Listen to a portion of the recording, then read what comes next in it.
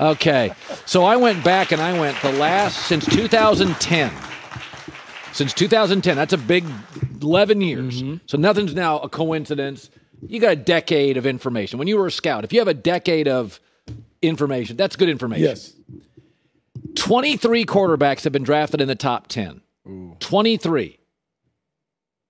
6 are home runs. 4 of those 6 are just generational talents. Cam, Luck, Mahomes, Josh Allen. Herbert and Kyler are darn close. 2 of them, Mahomes and Josh Allen, entered playoff teams, which is a real advantage. So these are the guys that have hit. Now, I like Joe Burrow, but he's already hurt. Baker Mayfield, there's a lot. You know what you see in this list? A lot of inconsistency, immaturity, and injuries. There's 6 home runs. So we got 5 guys going in the top 10 this year. Here's my theory. Trevor Lawrence is a transcendent talent. He succeeds. The only other guy that succeeds at a high level, whoever the Niners pick, because it's a winning culture. After that, you can have them. Am I nuts? Am I too harsh? You're not nuts. So out of those 5, there will be 2 guys that hit, maybe 1 or 2 that are okay, and then someone is going to flop. Like it's just inevitable. That's what happens.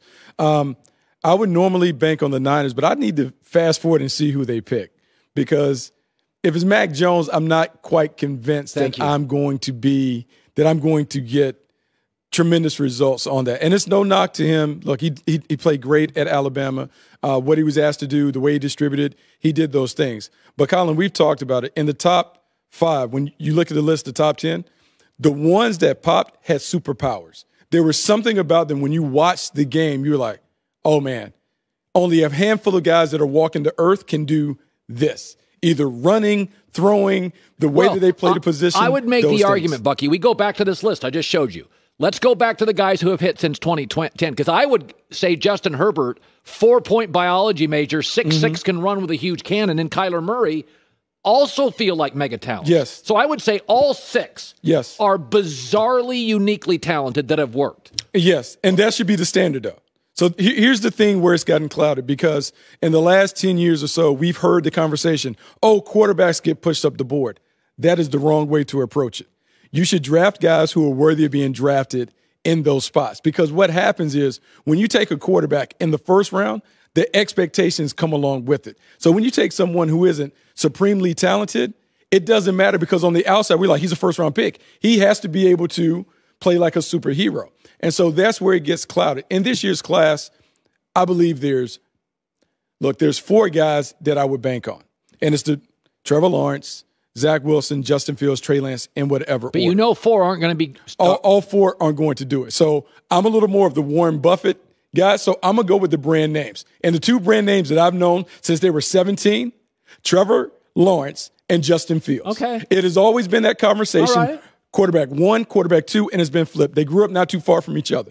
When you look at those guys, we can talk about Trevor Lawrence, because I believe Trevor Lawrence is Justin Herbert plus. Whatever you think about Justin Herbert, whatever we saw from Justin Herbert last year, I think Trevor Lawrence is that plus a little extra, because his leadership ability and all those things pop. And Justin Fields, I think we have, because he's been on the stage for a long time, we have nitpicked him to death that we're talking about him being maybe the 4th or 5th quarterback, which is ridiculous. If you look at what he did at Ohio State, 78 total touchdowns. Look, he had 9 interceptions. People remember the 2 games, Indiana and Northwestern. Oh, he got stuck. He looked this, he looked that. How about we remember the 2 games against Clemson? When on the same field with Trevor Lawrence, we can make the argument that Justin Fields was the best player on the field. And so if you think about a guy who plays against elite competition, who dominates elite competition, because they're dominant games that we can point to where he dominated, you bank on those guys. Josh Allen provides a blueprint for how to evaluate Justin Fields. Josh Allen was one who I had questions on, but you see him because of his gifts. He goes to Buffalo, they build around it. If someone takes that same approach with Justin Fields, I'll come back here in 2 years, and we're going to talk about, oh, my God, how do we underestimate Justin Fields? We had that same conversation last year about Justin Herbert. It is about someone taking where they are and building around it. Remember the show American Idol? Yes. Is it still on? I don't even know. It is. It's on a different network. Okay. Well, it's an inferior network. But my theory on this is I don't know music. I listen to it like everybody else. But I in the 10 years I watched it, I almost agreed always with Simon Cowell, because Simon Cowell and I think, had the same sensibility. Can you hit the note? You didn't have to be perfect for 14 seconds, but about 1% of the singers would hit the note, and you're like, okay, that's a professional singer. That's my thing with Justin Fields. I don't care about your inconsistency. I watched you against. See, I think Trey Lance or Justin Fields are actually going 3. I don't think it's Mac Jones. I think it's fool's gold. You know what I think they're trying to do? I think they're trying to work people up who like Mac Jones, and they'll move up and trade, and they can move back a slot. I think the Niners are working people. I think that, because here's the thing. When we talk about the Shanahan system, and everyone who's played in the Shanahan system, everyone talks about, oh, well, he wants someone that's like Kirk Cousins. Oh, remember what he did with Matt Schaub and all these things. However, the only guys who have won Super Bowls in that system, John Elway and Steve Young, Hall of Famers, Hall of Fame talents. The reason why we're having all this conversation about the Niners, and we saw Sean McVay do it, is because all these guys coach together and work together. Matt LaFleur, Kyle Shanahan, Sean McVay. You know what happens? They look across the field when the Green Bay Packers are playing, and Matt LaFleur looks like he's having fun, because Aaron Rodgers can make all the plays come to life. And so now you're having this rush to, I want someone who can make my plays look like that. I want someone who can make it right, where if I don't call every perfect play, they can get it right. That's what Pat Mahomes is able to do for Andy Reid. And remember, in that Super Bowl, Jimmy Garoppolo didn't play bad. He played well. But Pat Mahomes didn't play well for 2.5 quarters, 3 quarters. In the fourth quarter, he brought him back. That had to resonate with Kyle Shanahan, that he's looking at a guy on the other side who didn't play great for 3 quarters of the game. And in the fourth quarter, he was so talented that he brought him back. I'm sure he wants something like that. So Bill Bell, I don't like pro days. I think they're nonsense. and I told Joy this earlier, is I think you can be swayed by them. 80% of it, here's how I would view it. I'm a scout. 75-80% is the games. I'm just going to comb over your tape. About 20% of it is the interview. I want to see you. I want to talk to you. I want to ask you tough questions. I'm about a 1%er on the pro day. Did you ever in your career as a scout, Seahawks, Panthers, see something at a pro day that changed your opinion? No, it's rare that someone would change your opinion, because if you're doing it right, most of your things should be done by the time you get to the pro day. Because what happens, you fall in love with the wow factor. Someone is a great athlete.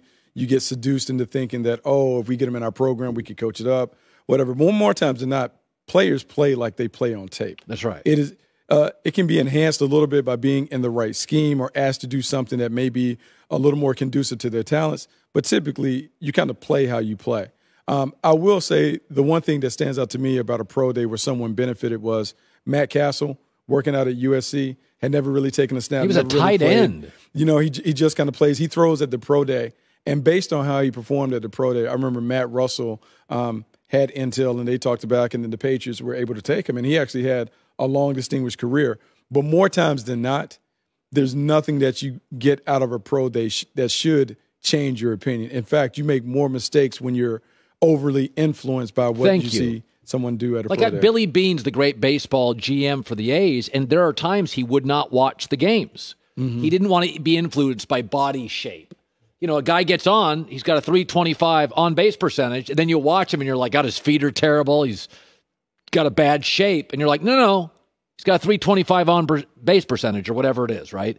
So here's the other thing. Belichick, he goes to all these pro days, Mr. Genius, so there has to be some value, right? Yeah, there's tremendous value in what Belichick goes. Belichick will go to the notable pro days, and a lot of times the Patriots aren't in range to get those guys. That's right. But what he's doing is he's gathering information, not for this time around in the draft, but maybe for next time around when it comes to free agency or maybe the trade market. We have seen the Patriots rehab a lot of players that for whatever reason falter at one place, they come to New England and they perform well.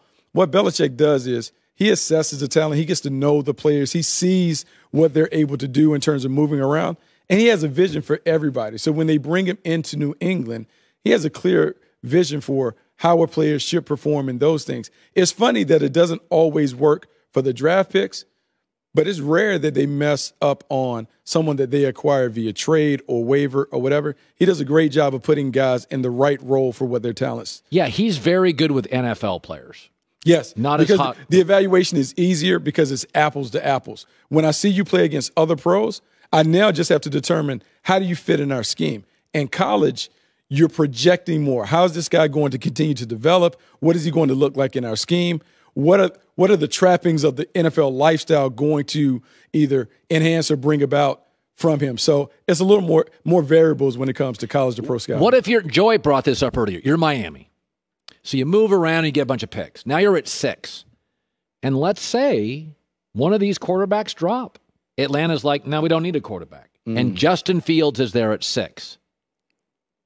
Okay, he's the opposite of Tua. Bigger, stronger, more athletic, good off script. He's more raw talented. What do? You kill Tua if you draft him. You may just light that fuse. That thing's blown up. Yes. Well, what would you do? Your GM, Miami, 6th pick on the clock. Bucky Brooks, go. Justin Fields available. I mean, look, I'm a Justin Fields fan, so I would say take him, and then you have 2 good quarterbacks, and ultimately you can't go wrong when you have 2 good quarterbacks. You get all you auction off the other one who loses the competition. That said, I don't think Miami will even entertain it. I think they're all in on Tua Tagovailoa, and I think it was really important for them to get the other first-round pick because they can give Tua a full opportunity to show what he can do, build it up around him, and for whatever reason, if it doesn't look like it's going to work, next year they could go back in the draft and put themselves in a position. Bad quarterback draft next year. It is a bad quarterback. Yeah, by the way, you know who the number 1 kid is right now? Who? The USC kid. Caden Stearns? Kim Slovis.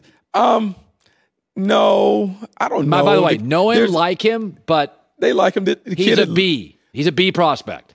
Kid at Liberty is going to be intriguing. Quarterback at Liberty is intriguing. Sam Howell from North Carolina, he's underclassman. He's another one. But you're right. Right now, we say there's not star power. But remember, a year ago, we weren't talking about Zach Wilson. So there's always someone that pops up and emerges. Somebody pop up. It's not a very good quarterback class. Look, we say that every year. Oh, I don't know, this and that. And then before you know it, we'll be talking about 3 or 4. Now, we may be overvaluing those. I'm not throwing at you. You used to work for Carolina. Did you enjoy their time there? Yeah, I like the Panthers. Okay. One of the reasons the Packers don't make a lot of free agent moves or big trades is they don't have an owner. Sometimes you just need a billionaire to go, I want it. David Tepper, 3 years there. Okay, they're boring. Okay, I mean, they are. They're the least discussed team in the division. 7-9, 5-11, 5-11. He's an impatient, decisive, billionaire businessman. What's the opposite of Teddy Bridgewater? Young, athletic, playmaker, can make mistakes. Sam Darnold feels like a very interesting slot for Carolina. He's not running this Bridgewater thing back. They're boring. No, they've expressed frustration with Teddy Bridgewater in the quarterback position. They want to get someone who has the ability to close out games. They lost a number of one-score games. That said, I don't know if Sam Darnold is that guy. I know we have this love affair with Sam Darnold from my draft grades and all those other things, but he's been in the league for 3 years. Like, we can't keep grading him on a curve. At some point, you kind of want to see him do some stuff. So you're going to go. David Tepper is a decisive, impatient, his words, billionaire. Yes. You're going to run that thing back in a division now with Tampa is easily the best team in the NFC. They are, but we can't go into draft. Is Sam Darnold or Teddy Bridgewater? Where's Carolina drafting now? They're picking at 8. They're picking at 8. You're done. They're not done. They can move up. If you talk about him being impatient and a businessman, Atlanta's done. He'll be shrewd. He'll find a way to kind of put themselves in a position. I'm Atlanta at 4. I'm not letting Carolina in division get my quarterback. It depends on how much they throw at him. It depends on how big. Like, prior to the Deshaun Watson stuff and the stuff off the field escalating, you heard the rumors about them trying to go all in. They want to get a big-time quarterback. They want to get a marquee quarterback. I don't know if they would take someone else's leftovers and say, oh, this is going to upgrade our team if the Jets auction off Sam Darnold. I mean, I know that's your guy. I think the most intriguing pick is Atlanta at 4. Yes. Justin Fields is from Georgia. Yes. They can't play their quarterback because Matt's there for 2 years. You do not want Carolina getting Justin Fields in division. The Georgia kid smokes you for a decade. No. With Matt Rule and Christian McCaffrey, that is a nightmare. They want to upgrade the quarterback position. I think they will make a move to put themselves in a position to upgrade it. That said, I think Atlanta should also consider drafting a quarterback. You're not going to play for 2 years. Okay. Can he tackle? You just told me how bad the next year's quarterback class is. And so Matt Ryan, are we convinced that Matt Ryan is going to continue to play at a high level? His like, cap what hit next year if you let him go. Who cares about cap? We just saw the Rams. We talked about how prohibitive it was for them to move off from Jared Goff. They moved on. You can do anything. It's play money. It's monopoly money. It's just a number. Oh, monopoly money. That's what I always say when it's not my money. It's always monopoly money when it's not mine. Hi, everybody. Thanks for watching. Subscribe here to get the latest from the show. Also, be sure to check out more of the best clips from The Herd or go watch a few segments from other shows on FS1.